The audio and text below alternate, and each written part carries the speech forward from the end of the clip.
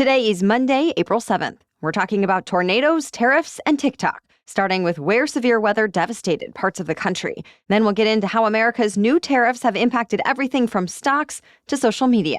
Plus, why millions of people protested over the weekend, how a legendary sports record was toppled. And get ready for a new champion. A March Madness that started with 68 teams is down to the final 2. Those stories and even more news to know next. Welcome to The Newsworthy. All the day's news in around 10 minutes. Fast, fair, fun, and on the go. I'm Erica Mandy. Thanks so much for being here. You ready? Let's do this. The American South and Midwest are dealing with the aftermath of another powerful severe weather outbreak. At least 20 people died, mostly in Tennessee. But rescue crews are still making their ways through disaster areas and checking up on people who live in them. The biggest issues over the weekend were heavy rain and flash flooding, with many roads, homes, and businesses still underwater. There were also strong winds, hail, and tornadoes reported. As of this morning, tens of thousands of customers are still without power, and thousands of flights are delayed or canceled as airlines work to get back on track. Today, there could be more severe thunderstorms in the southeast, complete with 60-mile-an-hour winds and even a few tornadoes before the system moves out. Then behind the system, temperatures are set to dip 10 to 25 degrees below average for this time of year. But thankfully, the threat of severe weather should then be gone for at least a few more days. U.S. stock futures fell quite a bit last night, pointing to another brutal day ahead on Wall Street. Of course, this comes after last week's historic sell-off. Investors lost more than $6 trillion Thursday and Friday as President Trump's new tariff plan went into effect. They're apparently worried about a trade war leading to higher prices, lower confidence, and potentially a global recession. And experts like hedge fund billionaire Bill Ackman expect markets to be equally dire today. But the Trump administration says everyday Americans aren't that concerned about market fluctuations and that it's really just the media who keep track of it all. And more importantly, Trump's team says tariffs are the only way to restore American manufacturing and ensure fairness, even if it means some temporary pain on Wall Street. Remember, President Trump announced a 10% baseline tariff on every country, with higher numbers on countries where the U.S. has larger trade deficits. Then markets got hit again on Friday when China decided to retaliate with a 34% tariff on all imports from the U.S. The European Union and Canada also say they plan to follow China's lead with retaliatory tariffs. On the other hand, the White House says at least 50 world leaders have reached out to start negotiations. And Treasury Secretary Scott Bessent says Trump has, quote, created maximum leverage for himself.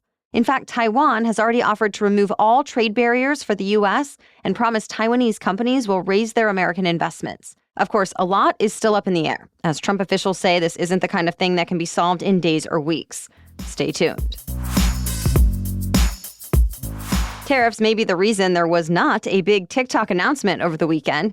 ABC News is citing senior White House officials who say after months of negotiations, they actually had an agreement to turn TikTok's U.S. operations over to a new company with mostly American ownership.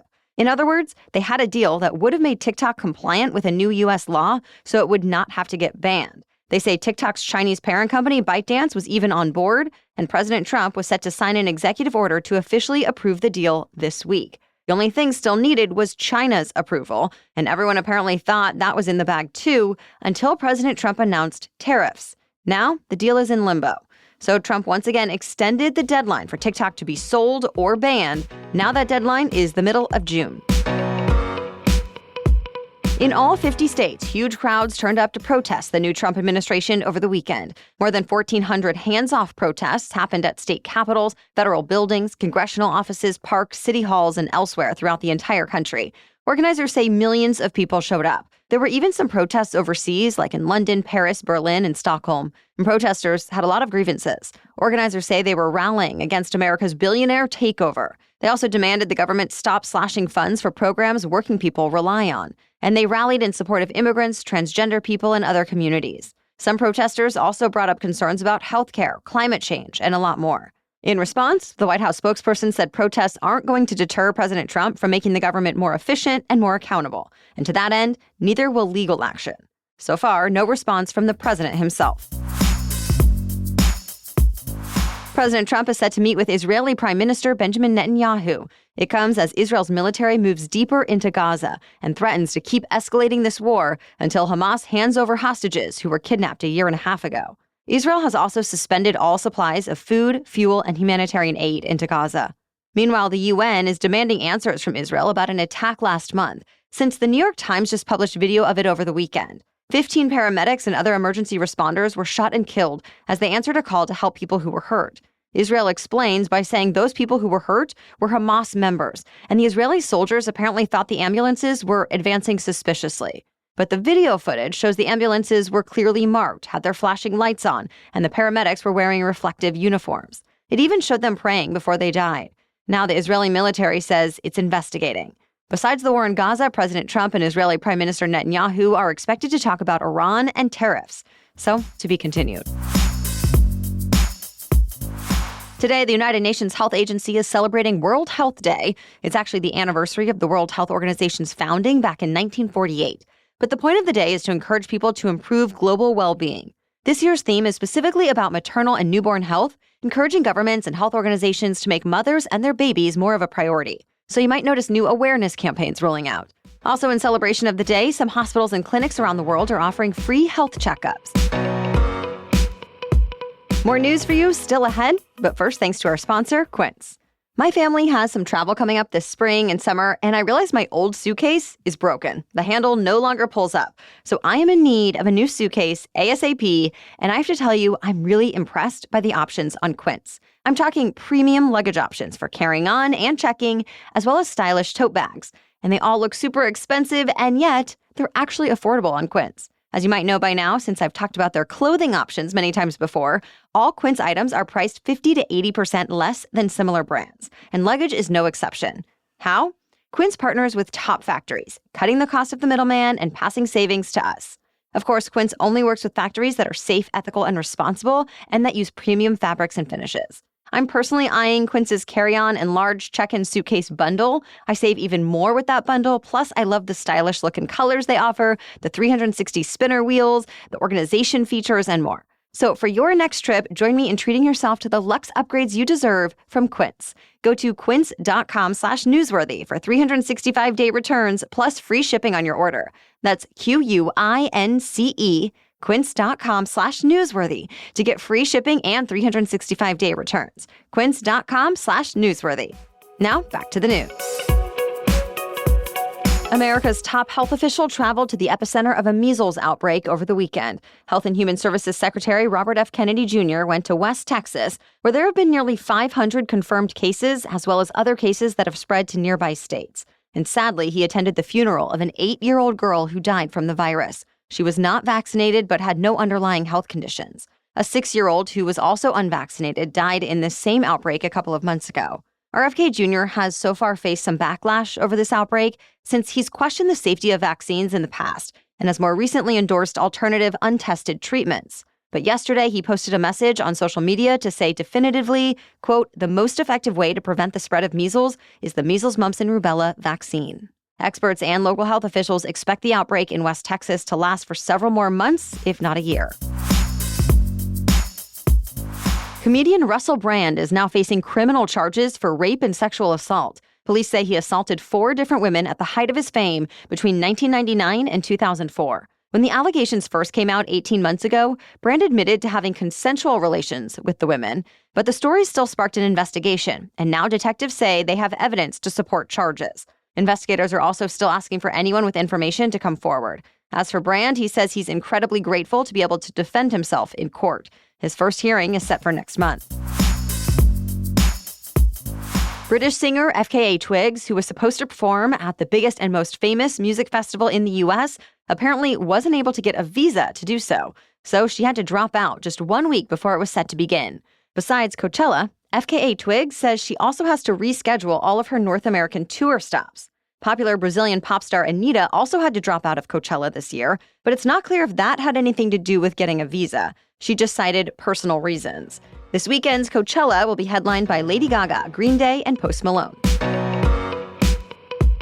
Wayne Gretzky has officially been dethroned. The Great One, as he's known across the hockey world, has held the all-time NHL scoring record for nearly 30 years. But over the weekend, Washington Capitals star Alex Ovechkin scored his 895th goal of the regular season. And with that, he toppled Gretzky's record of 894. As soon as the puck went in, his teammates raced onto the ice to congratulate him. The crowd even started chanting his name, even though it was an away game for Ovechkin against the New York Islanders. The game paused for more than 10 minutes for an official celebration. Gretzky even joined Ovechkin on the ice, along with Ovechkin's family and the NHL commissioner. But Ovechkin himself thanked his teammates, saying he couldn't have done it without them. 66 March Madness games later, and it all comes down to this. Tonight is the NCAA College Men's Basketball National Championship game. The Florida Gators and the Houston Cougars will go head-to-head after each winning their Final Four matchups over the weekend.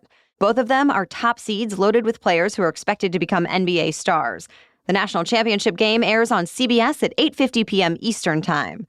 On the women's side, UConn beat defending champion South Carolina at yesterday's final by a lot. The score was 82-59. And with that, Connecticut is bringing home a 12th title, extending its own record.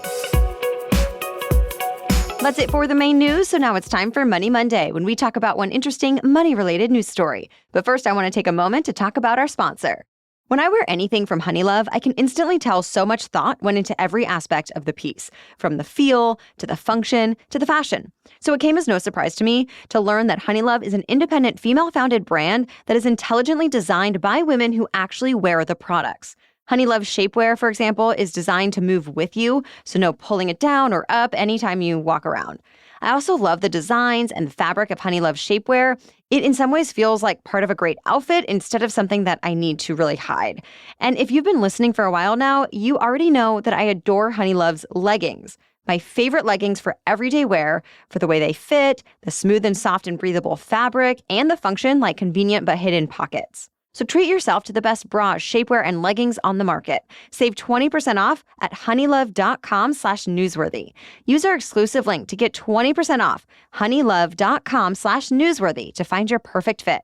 And after your purchase, they ask you where you heard about them, so please support our show and let them know we sent you. Elevate your comfort, elevate your style with Honeylove. Now back to Money Monday. So we are just now 8 days away from tax day. It looks like fewer Americans have filed their federal taxes and more have requested extensions at this point in the season as compared to last year.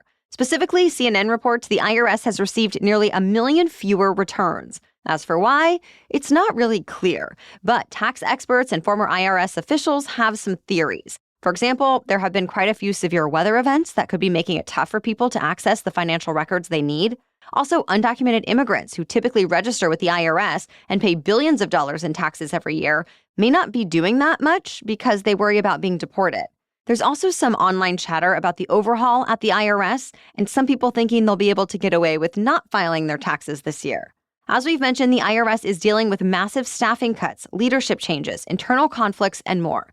But tax professionals say things are, for the most part, business as usual with just a few glitches. So it's not likely entire households are going to be accidentally falling through the cracks. Of course, there are still 8 days before tax day. It's possible a lot of people are just procrastinating and will still make it to the deadline. If not, taxpayers can file for an extension. Thank you so much for joining us today. We'll be back with even more news to know tomorrow. For now, have a great day.